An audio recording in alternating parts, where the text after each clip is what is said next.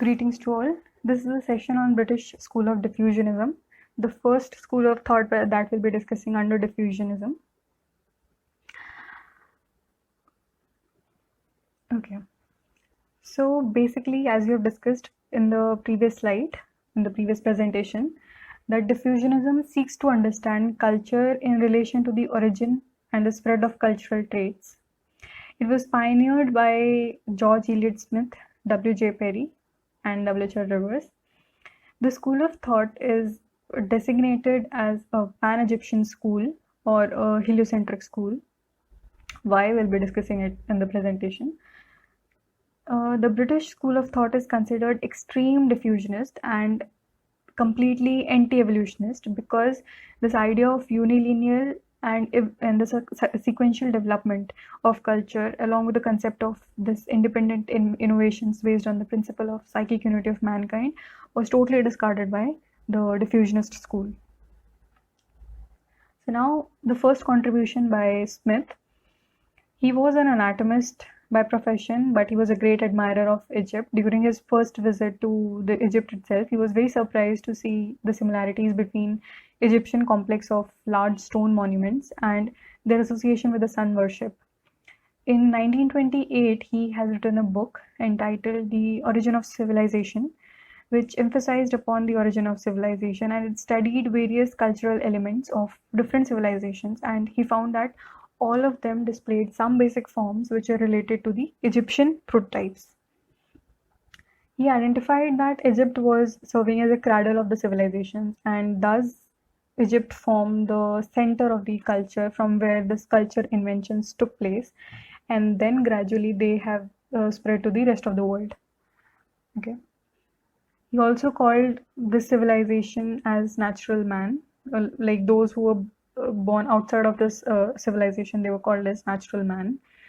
He popularized the idea that man was totally uninventive in nature, and he discarded the idea of multiple origin, or say independent invention, or the psychic unity. This concept of progress and survival was totally discarded by him, and he mainly said that Egypt was the center of this whole invention, and then it spread to the rest of the world.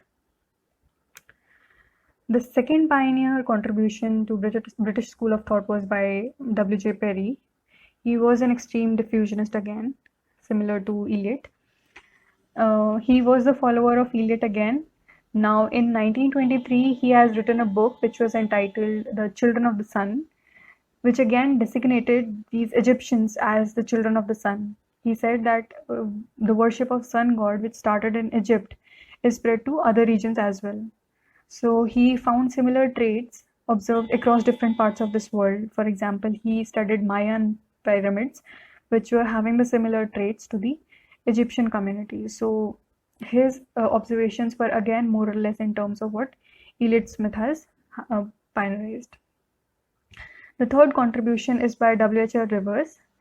He is an English anthropologist, neurologist, ethnologist, a psychiatrist, and he was a part of 1898 Torres Strait expedition also. It's a very famous expedition. Now, one of his famous work was on the Todas. As you all know, it's an ethnographic work on the tribal community belonging to the Nilgiri Hills of South India. It was written in 1906. It was an outstanding contribution to Indian ethnography. And while essentially observing the mortuary rituals, the death rituals, he emphasized on the burial cremation, the placement of the corpse, or say the practice of the cremation itself, and in many terms, the mortuary rituals per se. And with the community, he found similar observations that he did with the Australian Aboriginals. So that was one thing. Next, in 1949 also, he has written a book on the history of Melanesian society. That book, through his book, he opinionated the cultural similarities could be a better explanation by diffusion and migration of the traits. He said that culture can progress and degenerate both. So it was not just in terms of upgradation as the evolutionists have spoken about, but it could also be degenerated. So he was also in a way overcoming the criticism that was given to evolutionary school of thought, that they did not really explain the process of regression or uh, the reason why some societies have become extinct. So yeah. So based on the above discussions, it becomes evident that this school of thought of diffusionism is based entirely on the fieldwork, their ethnographic and historical observations to reconstruct the path of diffusion and migration of culture from Egypt to the other regions of this world.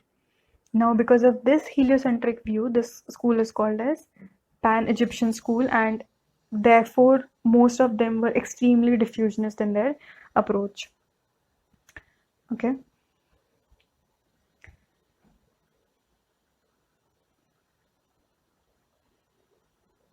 Now also they were criticized for the reasons that this heliocentric view narrowed their visions to Egypt per se, and they forgot that there were civilizations happening in the other zones of this world simultaneously.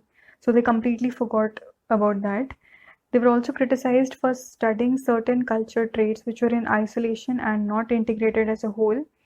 They also ignored the non-material aspects of culture. So these were some criticisms to British School of Diffusionism.